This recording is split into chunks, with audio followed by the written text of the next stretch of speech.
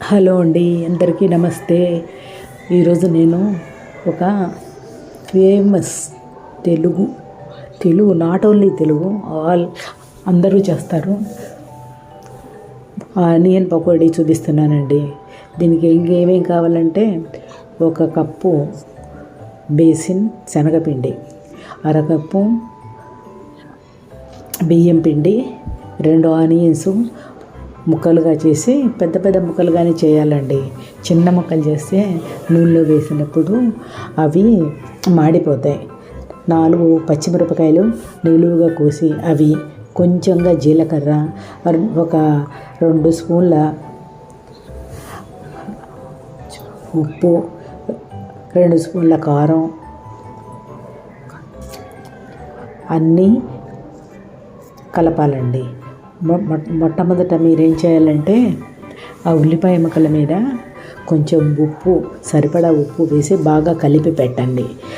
తర్వాత కొంచెం సేపు 10 నిమిషాలు అయ్యాక అందులోంచి జ్యూస్ వస్తుంది.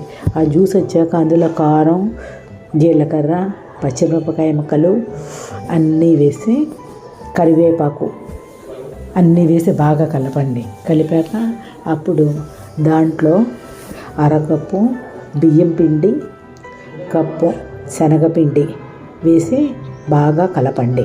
బాగా కలిపితే అది ఆ పిండి కొంచెం పొడిగా ఉంటుంది. అప్పుడు మీరు ఏం చేయాలంటే నీళ్లు కొంచెంగా చిలకరిస్తూ ఆ పిండిని గట్టిగా కలుపుకోవాలండి. నీళ్ళు ఎక్కువైతే పకోడీ కరకర రాదు. అందుకని మీరు అందులో నీళ్లు కొంచెంగా చిలకరిస్తూ చక్కగా కలుపుకోవాలి. ఆ తర్వాత మూకుడు తీసుకుని ఆ మూకుడులో సరిపడా, ఆ పిండికి సరిపడా నూనె వేసి, నూనె బాగా కాగాక ఈ మిశ్రమాన్ని చక్కగా అంటే చేత్తోటే వేయాలండి. ఇలాగా రిబ్బన్లుగా వేయాలి. వేసి అది గోల్డెన్ బ్రౌన్ కలర్లోకి వచ్చాక కరకరలాడుతూ మనకి గరిటెతో కలుపుతూ ఉంటే కరకర శబ్దం వస్తుంది. వచ్చాక మాడిపోకుండా వాటిని వేరే ప్లేట్లోకి తీయాలి. ఇలాగా మొత్తం పిండినంతా వేయండి. వేసి రిబ్బన్స్ లాగా వేయండి. వేసి బాగా కరకర అయినాక తీసి ప్లేట్లో పెట్టండి. అంతే, కరకరలాడే పకోడీ రెడీ. ఇవి చాలా బాగుంటాయి. ఇందులో మీరు ఇంకేమీ వేయక్కర్లా. ఓన్లీ ఉల్లిపాయ ముక్కలు, పచ్చిమిరపకాయ ముక్కలు, జీలకర్ర, కారం, ఉప్పు వేసి కలిపి ఆ పిండితో మీరు వేశారంటే, ఆ పిండి మాత్రం పలచనవ్వకూడదండి. పిండి పలచగా కలిపారంటే మీకు ఆ కర్ర రాదు. అందుకని ముందు ఉప్పు వేసి ఉల్లిపాయ ముక్కల్ని కలిపేసి పక్కన పెట్టారంటే ఒక 10 నిమిషాలు అందులోంచి ఆ రసం వచ్చి అప్పుడు అందులో మీరు మిగిలిన అన్నీ వేసి కలిపి చేస్తే అప్పుడు మీకు ఇదిగా కొంచెం గట్టిగా అనిపిస్తే కొంచెం నీళ్ళు చిలకరించండి.